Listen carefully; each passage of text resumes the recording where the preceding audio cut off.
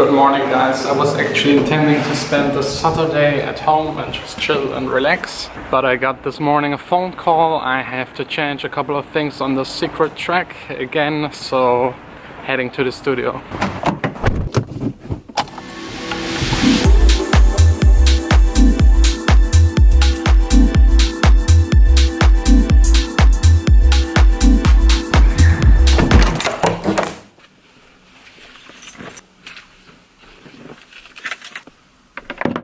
Okay, I got myself some snacks for breakfast.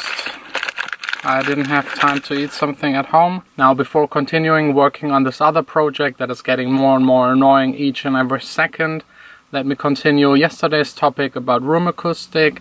I've talked about how to measure your room and how to find the mistakes. Today it will be all about how to fix them. You have kind of three tools to shape the sound in your room. One of them is absorption, another one diffusion and reflection.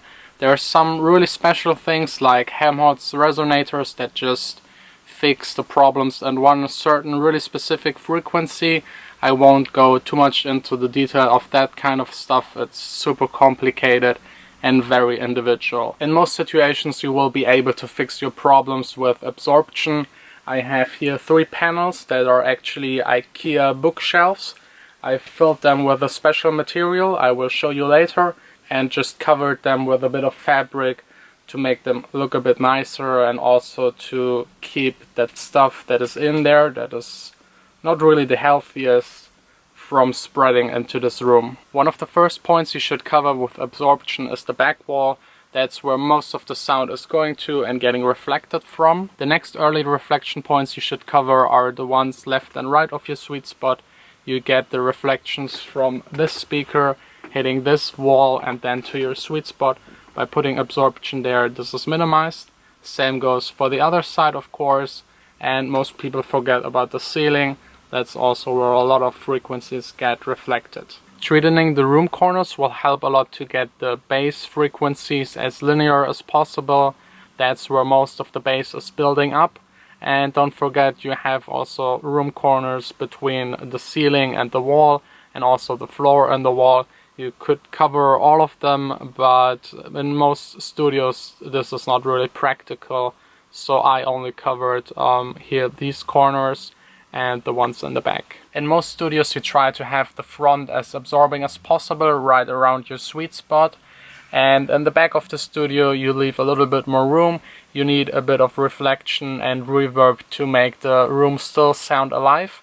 And that's also the main reason why I would love to have diffusers here on the back wall, because this wall is really good absorbing all of the frequencies, really up to the really low frequencies, but it is absorbing a little bit too much in the high frequencies. And by putting diffusers on there, this would solve the problem. Reflectors are rarely used because most of the walls you have already reflect. If your studio might have too much absorption, you can think about putting some wood panels on top of the absorption to reflect back the higher frequencies. The main problem though with absorption is you need a lot of it. If you have a material that is only this thick, it will probably only absorb the frequencies up to 1000 or 2000 Hertz. If you want to go lower than that, and that's usually where the most problems are, you need something that is at least like 20, 30, 40 centimeters wide. You need a material that has a special density. If it's too dense, the frequencies will just bounce off of it again. If it's too soft, they will just go through it. So it really needs to be in a certain range. I will show you which material has these properties. It's down below in the cellar, so first getting everything done on this super annoying track.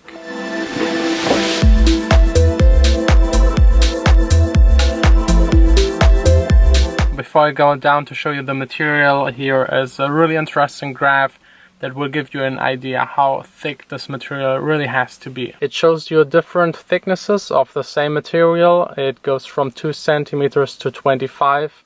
As you can see, 2 centimeters already highly absorb the high frequencies.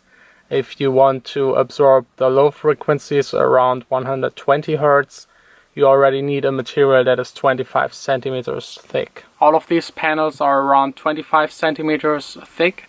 I've left an air gap of the same size. I've calculated that having these air gaps is almost as having it go through onto the wall with absorbing material. The frequencies have to enter this material, travel through the air, get reflected at the wall, and have to go through it again. So it's almost like having double of it. This saved me a lot of material costs, and whenever I have to move to another studio, I can take these panels just with me. And also when I was setting up my sweet spot, I could just move them around and test which position is the best. Now let's go down and let me show you the messiest place you've ever seen.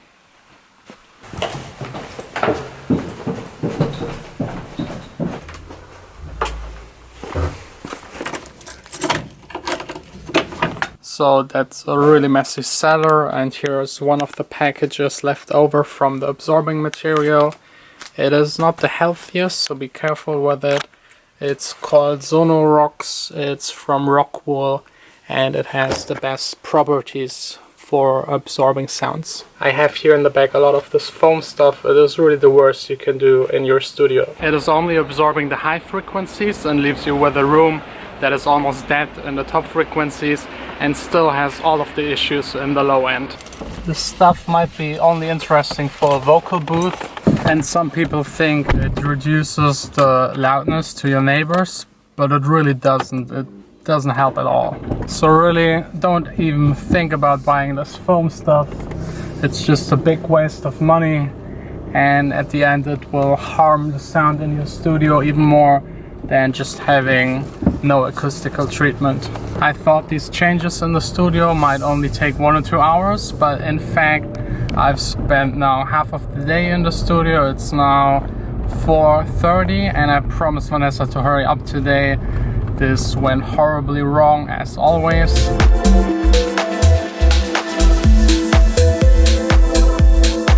Let's see if she hears me. Of course she didn't hear me. I had to go in to get her.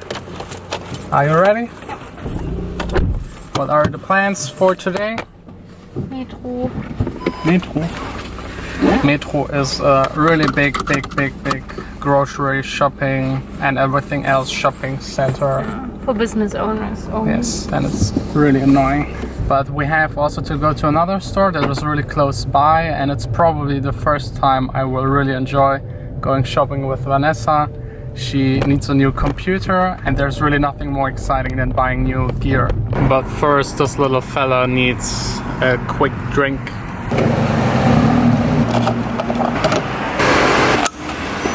On point 25.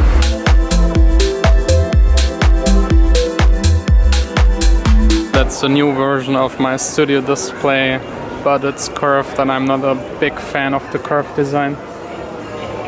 Looks kind of weird. You know, Vanessa still doesn't allow me to put speakers in our living room. Maybe today. No ugly ones. For her, all of these look ugly, right? So, no chance in getting any speakers. Would be Sonos okay for you? Yeah. But I don't like them. They're just mono speakers, extremely expensive, and the sound is not that good. The only bigger ripoff are these Beats headphones. You can drive those little cars with an app. Haha, es funktioniert. Nicht. Okay, it works. Kind of. It gets really boring after just 2 minutes. I really need a drone, but not this one. By the way, still waiting for my iPhone. Now that this is done, off to the next station. Grocery shopping, not my favorite thing in the world.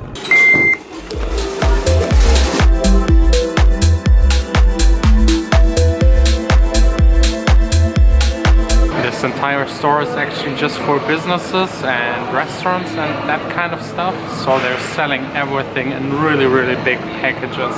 So that's 1 block of cheese, a little bit of meat, another small block of cheese, 4 kilos of crushed tomatoes, normal sized ketchup, family sized ketchup, and the really big ketchup. Do we need 12 kilos of ketchup? Sure. Would be a whole lot of fun. I really don't know how we ended up with so much stuff. We just came here to buy something for dinner, and now the entire cart is full. I also don't really know how we spend so much time in there that it's now dark outside.